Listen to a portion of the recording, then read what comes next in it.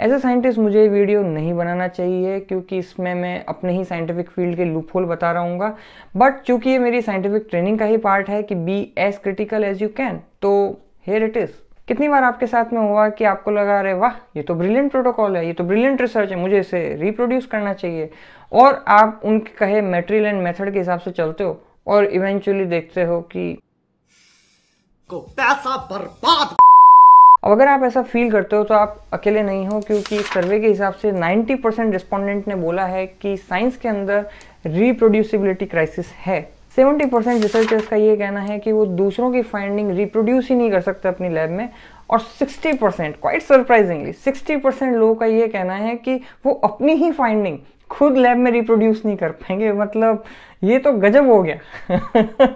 In case अगर आप reproducibility replicability के बारे में डिफरेंस नहीं समझते हैं तो आप ये वीडियो जाकर देख सकते हैं। एक मेटा एनालिसिस के हिसाब से $28 बिलियन हम एक साल के अंदर खर्च करते हैं प्री क्लिनिकल स्टडीज के अंदर, जो कि फाइनली वेस्ट होती है, रिप्रोड्यूसिबल नहीं होती है। और ये तकरीबन 85% जो है वो टोटल प्री क्लिनिकल स्टडीज का बनता है। और ये बात कोई मैं पहली बार नहीं बोल रहा हूँ दुनिया के अंदर, ये अलग अलग आर्टिकल्स ने इससे पहले भी अपना कंसर्न रेस किया है अलग अलग टाइम पे। So most of the data that they just tried to reproduce from these landmark papers, they simply could not reproduce. Again, cancer research, they tried to reproduce 67 projects and could only reproduce 33% of them. But as a researcher मैं surprise था कि ऐसा कैसे हो सकता है कि एक पेपर को पब्लिश होने के अंदर इतने सारे तो मीम बनते हैं कि शक्ल ही कुछ अलग हो जाती है, क्योंकि बहुत रिगरस एक तरह से क्रिटिकल एनालिसिस हो रही होती है आप ही के फील्ड के साइंटिस्ट के द्वारा। और उसके अलावा हमारे फील्ड के अंदर एक सेल्फ करेक्टिंग मैकेनिज्म भी होती है एक तरह से, कि अगर हमने जो स्टडी पब्लिश की है, अगर दूसरा उसे over the period of time अगर फॉलोअप स्टडी उसे कंक्लूड नहीं कर रही है तो वो पेपर ऑब्सोलीट हो जाता है या उसको छोड़ दिया जाता है। तो उसके बावजूद भी ऐसा कैसे हो रहा है कि इतना ज़्यादा बड़ा परसेंटेज देखने को मिलता है? तो उसके जो है कुछ रीजंस हैं जो मैं आपको बताऊंगा, और उसके बाद में मैं आपको कुछ पॉसिबल सॉल्यूशन बता रहा हूँ। सो मेरा नाम है प्रियंक, आप देख रहे हैं बीइंग साइंटिस्ट चैनल में, आपका स्वागत है। तो इसके टोटल 6 रीजंस बताए जाते हैं। तो सबसे पहले रीजन पे बात करते हैं कि जो भी पेपर पब्लिश होता है उसके बारे में हमारे पास में कोई भी मेथोडोलॉजिकल डिटेल या रॉ डेटा इसको एग्जैक्टली एक्सेस करने का हमारे पास में कोई टूल नहीं होता, और ना ही कोई ये ज़्यादा एंकरेज किया जाता है। तो इस वजह से हमें उसके पीछे की जो स्टोरीज हैं, जो निटिग्रिटीज हैं, हम कई बार उससे चूक जाते हैं। सेकंड थिंग इज कि अगर आप बायोलॉजिकल साइंस फील्ड से बिलोंग करते हो तो कई बार हम ऐसी सेल लाइन पे काम कर रहे होते हैं जिसको बहुत ज़्यादा या तो पसाज दे दिया गया है, तो उसमें अक्यूमुलेशन ऑफ म्यूटेशंस हो गया है। अब इतने म्यूटेशन की वजह से वो सेल लाइन बची ही नहीं जिसको आप नाम दे रहे हो, या फिर कई बार होता है कि आपकी ही सेल लाइन में कुछ क्रॉस कंटेमिनेशन हो गया, यानी कि कोई दूसरी सेल लाइन जो है वो आपकी प्राइमरी खुद की जो सेल लाइन थी उसके अंदर जाके मिल गया है, या हो सकता है कि उसके अंदर कोई माइकोप्लाज्मा का कंटेमिनेशन आ गया हो जिसकी वजह से रिजल्ट कुछ अलग से आ रहे हो और आपने कैरेक्टराइज नहीं किया हो कि माइकोप्लाज्मा कंटेमिनेशन है या नहीं है। तो ये सारी अनइंटेंशनल मिस्टेक्स होती हैं, और जब दूर कोई बैठा रिसर्चर उसे वापस से रिप्रोड्यूस करना चाह रहा होता है तो उसको बहुत फ्रस्ट्रेशन आती है।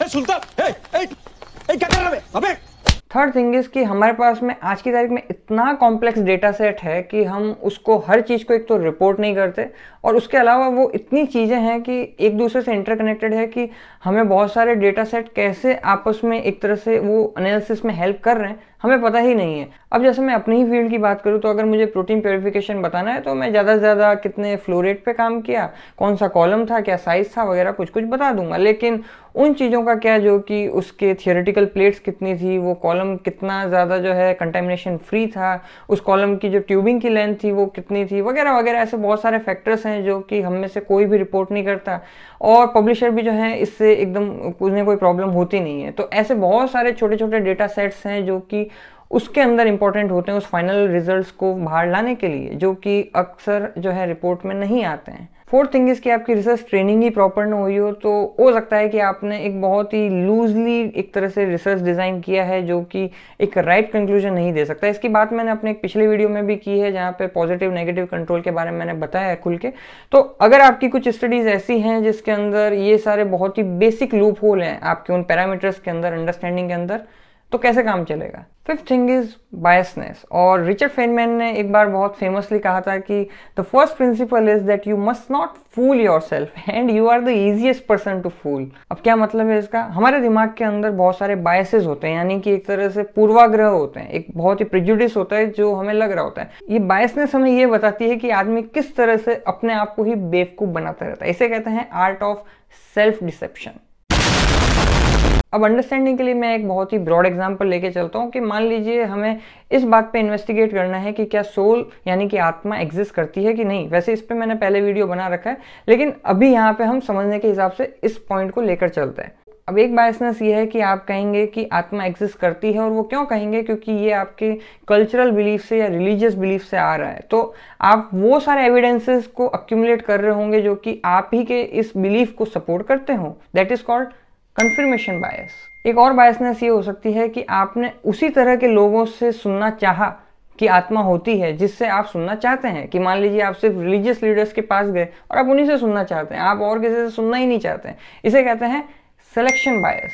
थर्ड थिंग इज कि आप ऐसी जगह पे हैं जहाँ पे ये माना जाता है कि आत्मा एग्जिस्ट करती है। ज्यादातर मान लीजिए आप इंडिया के अंदर हैं, 9 में से 7 दर्शन आत्मा को मानते हैं। तो आप वहां पे इसलिए मान गए क्योंकि आपको पता है कि पूरा ग्रुप उसी फिलोसॉफी को, उसी थियोरी को बिल्कुल सही मानता है। तो वहां पे जो है लोग क्या कहेंगे उसके बेसिस पे आपने अपना माइंड का मेकअप बना के और उस बात को कंक्लूड कर दिया। This is called bandwagon effect.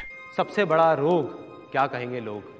चौथी बायसनेस ये हो सकती है कि आप रैंडमली कुछ इवेंट के बेसिस पे आप डेटा को कंक्लूड करने की कोशिश कर रहे हो। जैसे कि मान लीजिए कि वन ऑफ द फिलोसोफर जैसे कि ओशो, मान लो जिस समय उनकी डेथ हुई और उसके बाद में आज की तारीख में आपको कोई फिलोसोफर दिखा जो कि बहुत ही अच्छा है, लेकिन आपने जाके ट्रेस बैक किया कि उसका जन्म कब हुआ और वो उसी टाइम के दौरान था, तो आपने उस बेसिस पे कंक्लूड कर दिया कि बेसिकली ओशो की आत्मा जो है वो वहां से निकल के अब किसी और के अंदर वहां पे आत्मा चली गई है। तो वहां के बेसिस पे आपने प्रूव कर दिया कि आत्मा एग्जिस्ट करती है। तो अगेन ये एक तरह से बहुत ही रैंडम इवेंट है और उसके बेसिस पे आपने कंक्लूजन ड्रॉ करना चाहा।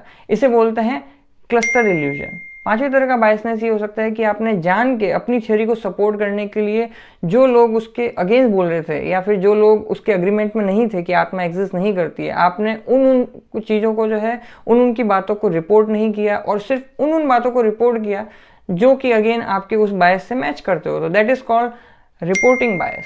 ये मैंने आपको कुछ तरह के एग्जांपल दिए हैं कि किस तरह से कॉग्निटिव बायसेस काम कर रहे होते हैं, किस तरह से आदमी न चाहते हुए भी खुद को बेवकूफ़ बना रहा होता है, कई बार अपने ही उस हाइपोथेसिस को या थ्योरी को या उस डेटा को जस्टिफाई करने के लिए या सपोर्ट करने के लिए। सिक्स्थ एंड फाइनल इज कि आप जहाँ भी हैं आपकी वैल्यू उस बेसिस पे बनेगी कि आपने कितने नॉवेल पॉजिटिव फाइंडिंग्स की हैं, रिजल्ट पब्लिश किए हैं। उसी के हिसाब से आपको प्रमोशन मिलेगा, उसी के हिसाब से आपको ग्रांट मिलेगा। तो हर कोई जो है वो बिजी है अपने आप को ये बताने में कि उसकी फाइंडिंग कितनी शानदार, जबरदस्त, जिंदाबाद। क्योंकि भाई साहब नेगेटिव रिजल्ट कहीं हाई इंपैक्ट जर्नल में छपता नहीं है और हाई इंपैक्ट जर्नल में छपता नहीं है तो हमारी दुकान चलती नहीं है। Now if you look at career requirements, the so-called promotional avenues and the way you are moving up the ladder in the so-called career, the demand is that how many papers have you published, how many are in the high impact factor. So you want an instant factory to come out of that guy. अब आप कहोगे कि इतनी problem है तो फिर इसका solution क्या है। तो इसी चीज़ को काउंटर करने के लिए साइंटिस्ट ने ही वापस कुछ ऐसे इजाद किए हैं मेथड जिससे कि इस चीज़ को थोड़ा कम किया जा सकता है। तो मैं उन चीज़ों की तो बात नहीं करूंगा जो मैंने आपको कारण बताया। ऑब्वियसली आप उनको उल्टा कर दीजिए तो वही वापस से सॉल्यूशन बन जाएंगे। जैसे कि मान लीजिए आप मेथड को जो है बहुत अच्छे से थॉरोली बता रहे हो, आपके अंदर कोई बायसनेस ना हो, आप जो भी सेल लाइन या बायोमटेरियल यूज़ कर रहे हैं वो सही हो, आपकी जो ट्रेनिंग जो है वो प्रॉपरली स्टैटिस्टिकल मेथड और इनके ऊपर स्टडी डिज़ाइन आपका प्रॉपर हो, नेगेटिव डेटा को भी पब्लिश करने पे इंसेंटिवाइज किया जाए वगैरह वगैरह। तो ये तो बहुत ही कॉमन सेंस है। आप उन्हीं रीजंस को उल्टा कर दीजिए, वही वापस इसके पोटेंशियल सॉल्यूशन बन जाएंगे। लेकिन इसके अलावा कुछ रियल टाइम बेसिस पे भी, ग्राउंड लेवल पे भी कुछ सॉल्यूशन प्रपोज हुए हैं। पहला सॉल्यूशन ये है कि आपको प्री रजिस्ट्रेशन करना होता है अपनी उस क्लिनिकल स्टडी का जो भी आप करने वाले हैं, जिससे कि जब रिजल्ट आए तो आप बायस न हो जाए। तो उस प्री रजिस्ट्रेशन स्टडी के अंदर हो सकता है आपको किस मेथड से आप करने वाले हो, कितने रेफरेंस लेने वाले हो, कैसे एनालिसिस करने वाले हो वगैरह वगैरह, ये सब आपको बताना होता है और ये पब्लिक एक तरह से रिपोजिटरी में जा रहा होता है। तो आप फिर रिजल्ट देखने के बाद में आप कुछ गोलमोल ना कर पाए। सेकंड थिंग इज कि जैसे डबल ब्लाइंड या ट्रिपल ब्लाइंड स्टडी होती है, जब क्लिनिकल ट्रायल चल रहे होते हैं तो उसमें कुछ ऐसा होता है कि आपको पता नहीं है कि बेसिकली जो पार्टिसिपेंट कौन है, मतलब उसको क्या दिया जा रहा है, और जो डेटा एनालिसिस करने वाला है उसे भी नहीं पता है कि किसको क्या दिया गया है। तो ये डबल ब्लाइंड स्टडी हो गई। ट्रिपल ब्लाइंड मतलब कि डॉक्टर को भी नहीं पता है, तो डॉक्टर, रिसर्चर और पार्टिसिपेंट तीनों को नहीं पता है, तो ट्रिपल ब्लाइंड हो गया। तो इस तरह की ब्लाइंड स्टडी की जा रही है ताकि वो आदमी उस बेसिस पे ना रहे कि यार मेरे को अपने जो है इस मॉलिक्यूल को या अपने इस ड्रग को जीताना है तो मुझे इसे समहाउ अच्छा बताना पड़ेगा। अगर आपको क्लिनिकल ट्रायल के बारे में नहीं पता तो आप इस वीडियो पे जाके देख सकते हैं, वहाँ मैंने डिटेल में समझा रखा है। थर्ड थिंग इज कि आप इंट्रा और इंटर लैब कोलैबोरेशन को ज़्यादा से ज़्यादा प्रमोट किया जाए। जैसे कि मान लो मैंने अगर कोई मेथड बनाया या मैंने कोई डिस्कवरी की है तो उसके फंडामेंटल जो है किसी और लैबमेट को या किसी और लैब वाले लोगों को भेजा जाए, और अगर वो भी उसी लेवल पे कंक्लूजन पे पहुंच रहे हैं तो इसका मतलब है कि सच में वो डिस्कवरी या इन्वेंशन जो भी है वो ऑथेंटिक है, पब्लिश करने से पहले करना ही है। Fourth thing is peer review publication. अब इसके अंदर जो है कुछ मेरे आइडियाज़ हैं जिससे कि और ज़्यादा अच्छे से हो सकता है। तो फॉर एग्जांपल जैसे कि प्री पब्लिकेशन पीयर रिव्यू होना चाहिए। क्या मतलब है मेरा इससे, कि जहाँ पे भी आप कहीं पे भी रेप्यूटेड जर्नल में भेजने वाले हैं तो उनकी तरफ से मैंडेटरी हो कि आप उसको किसी एक ऐसी ऑनलाइन रिपोजिटरी में रखिए, जैसे कि बायो आर्काइव हो गया या ऐसी कहीं पे जगह जहाँ पे ऑलरेडी पूरे वर्ल्ड वाइड साइंटिस्ट एक तरह से आपको क्रिटिकल फीडबैक दे पाए, साइंटिफिक इनपुट दे पाए और आपकी उस मैन्यूस्क्रिप्ट को स्क्रीन किया जा सके, जिससे कि जो भी उस अच्छे इम्पैक्ट फैक्टर वाले जर्नल के एडिटर हैं उन्हें पता रहे कि ये स्टडी एक्चुअल में कितनी अच्छी है या कितनी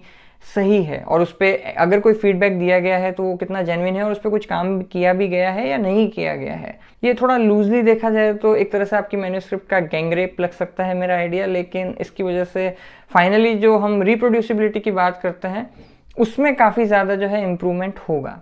उसी के अंदर एक और सजेशन ये है कि जब भी हम पीयर रिव्यू के लिए भेजते हैं तो मोस्ट ऑफन यही होता है कि जो पीयर रिव्यू होते हैं वो क्लोज पीयर रिव्यू होते हैं, यानी कि उनके नाम कभी भी रिवील नहीं किए जाते हैं। फाइनली जब पब्लिकेशन हो भी जाता है तो वहाँ पे अगर उनका नाम भी रिवील किया जाएगा तो इसकी वजह से होगा ये कि उनकी रेपुटेशन पे बात आएगी कि भाई हमको जो है, मतलब अगर हमने अगर मैन्यूस्क्रिप्ट को नहीं किया है रिव्यू और फाइनली वो रिप्रोड्यूस नहीं होती या फेक निकलती है तो इट्स अप टू अस, तो वो ढंग से एक तरह से उसको जो है रिव्यू कर रहे होंगे। और रिव्यू प्रोसेस के अंदर ही जब आपने मैन्यूस्क्रिप्ट को कहीं पे भेजा है तो वहाँ पे वो जर्नल की रिस्पॉन्सिबिलिटी होनी चाहिए कि वो उन ऑथर्स के नाम छुपाए।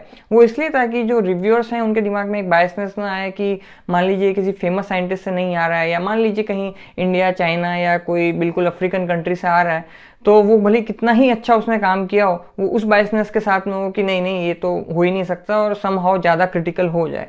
एंड वाइसी वर्सा कि अगर किसी नोबेल लॉरिएट से आ रहा है तो हमें इतना क्रिटिकल होने की ज़रूरत नहीं है। तो ये एक तरह से रिव्यूअर का बायसनेस भी हट सके, उसके लिए ज़रूरी है कि वहाँ पे ऑथर्स के नाम छुपाए जाएं।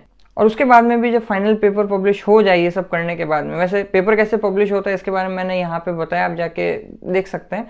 तो फाइनल पब्लिकेशन के बाद में भी कहानी वहाँ ख़त्म ना हो, पोस्ट पब्लिकेशन पीयर रिव्यू चलना चाहिए। जैसे कि पब पीयर काफ़ी एक तरह से एक्टिव है, तो वो एक तरीका हो सकता है कि वहाँ पे पब्लिकेशन के बावजूद भी उस सामने वाले की रिस्पॉन्सिबिलिटी उन ऑथर्स की कि उन्होंने ये काम किया तो किया कैसे, और वहाँ पे जो कमेंट्स आ रहे हैं अगर वो क्रिटिकल फीडबैक वहाँ पे मिल रहा है उस पेपर या उस स्टडी को लेके, तो इंस्टीट्यूट की रिस्पॉन्सिबिलिटी होनी चाहिए कि वो उन्हें पूछे कि आप उनका प्रॉपर रिप्लाई दो, नहीं तो आपका समहाउ प्रमोशन या कुछ ग्रांट मिलने में आपको दिक्कत हो सकती है। तो मेरी नज़र में ये सब मैंडेटरी होना चाहिए कुछ इंस्टीट्यूट के स्तर पे और कुछ जो है पब्लिकेशन इंडस्ट्री की तरफ से, तब जाके और ज़्यादा रिगरस साइंटिफिक एक तरह से टेम्परामेंट निकल के आएगा और वही स्टडी फाइनली एक तरह से पब्लिश हो पाएगी जो कि एक्चुअल में सही हो और रिप्रोड्यूसिबल, रेप्लिकेबल हो, ना कि मतलब वैसे ही हवा हवाई हो। सो आज के लिए इतना ही, फिर आपसे मुलाकात होगी। जय विज्ञान।